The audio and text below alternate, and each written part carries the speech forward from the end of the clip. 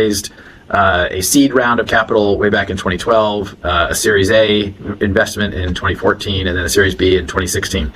And we have always, since those early days, kind of focused on our customers are going to be enterprises, financial institutions. And we use XRP in part because we own a lot of XRP. XRP is an open source digital asset, not dissimilar to Bitcoin or ETH. It's on hundreds of exchanges around the world. It uses a different mechanism for validating transactions, where instead of proof of work or proof of stake, it uses something called a consensus mechanism, which allows it to be very scalable in terms of speed of transaction, cost of transaction, and just overall scalability. And so we felt like it worked well for the cross-border payments. So there's Ripple, the company, there's XRP, the digital asset, then there's XRP Ledger, XRPL. And the reason why we kind of call that out sometimes is Ripple is one important participant in the XRPL ecosystem developer. Ripple CEO Brad Garlinghouse, who has boldly confirmed what XRP holders have long believed. XRP is not just a speculative digital asset. It is poised to become a foundational pillar in the future of the U.S. banking system. In a series of statements that have sent shockwaves through the financial world, Garlinghouse laid out Ripple's vision for XRP's integration into the very infrastructure of America's financial institutions. This isn't just another announcement. It's a historic moment. Years of litigation, regulation, FUD, and resistance are now giving way to clarity, momentum, and unprecedented institutional validation. The once dismissed token is now being spoken about at the highest levels of financial governance. For the longest time, XRP's potential was stifled not by technology, but by uncertainty. Banks didn't know if they could use it. Developers hesitated to build on it. Exchanges feared to list it. But with legal clarity now within reach and Ripple's global expansion accelerating, the narrative has turned. Garlinghouse's statement makes it official. XRP is now being considered for a central role in how money moves across America. From legacy banks to fintech giants, institutions are now preparing to harness the speed, efficiency, and liquidity that only XRP can offer. At scale, what we're witnessing isn't just a shift in adoption, it's a shift in architecture. The old rails are breaking down. SWIFT is outdated, slow, and expensive. Federal payment systems are in desperate need of modernization.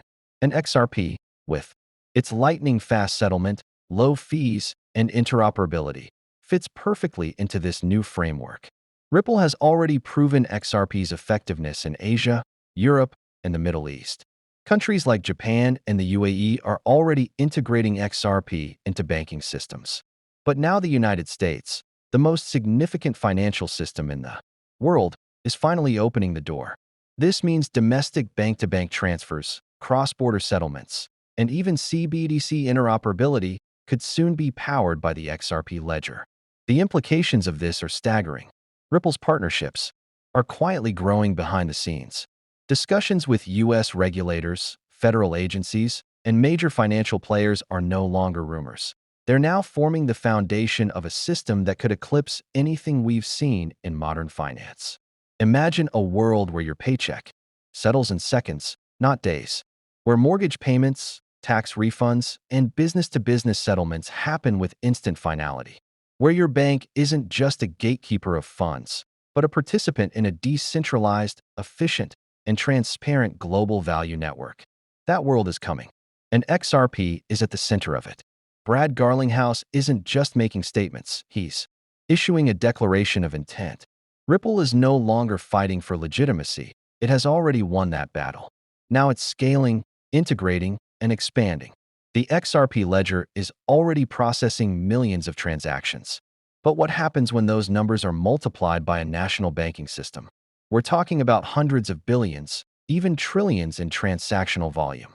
And with XRP's fixed supply, utility-based demand, and increasing institutional adoption, the price dynamics begin to shift in ways most people still can't comprehend. This isn't about hype. It's about infrastructure. It's about utility. And it's about time. Time that XRP has spent building, developing, and waiting for the moment the world catches up to what Ripple has already known. With the Federal Reserve now exploring crypto frameworks, with the SEC case potentially closing in Ripple's favor, and with banks preparing to onboard next-generation solutions, XRP's position is becoming unstoppable. And the message is clear: if you're still waiting for the mainstream moment, it's already here. Brad Garlinghouse just confirmed it.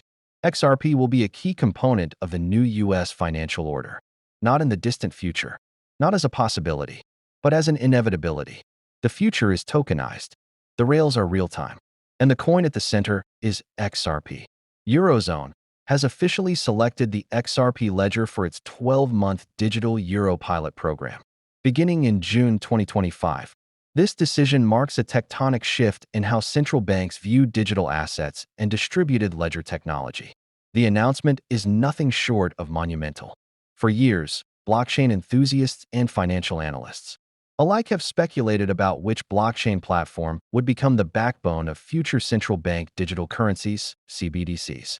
With the ECB's selection of the XRP ledger, that speculation just transformed into a living, breathing reality. The implications are enormous and far-reaching.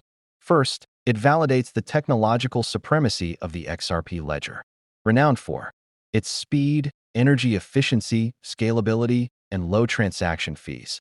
XRPL has long been regarded as one of the most capable distributed ledgers on the planet.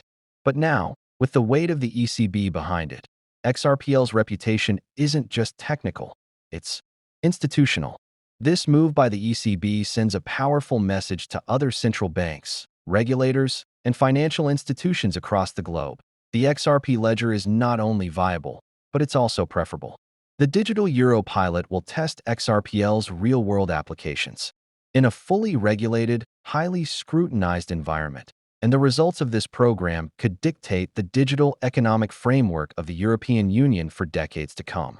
Over the next 12 months, the ECB will explore how the XRP ledger performs under various scenarios, from retail payments to interbank settlements, merchant adoption, and cross-border use cases.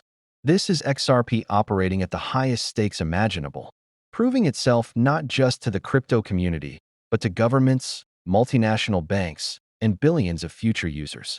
But perhaps the most fascinating aspect of this development is the strategic timing.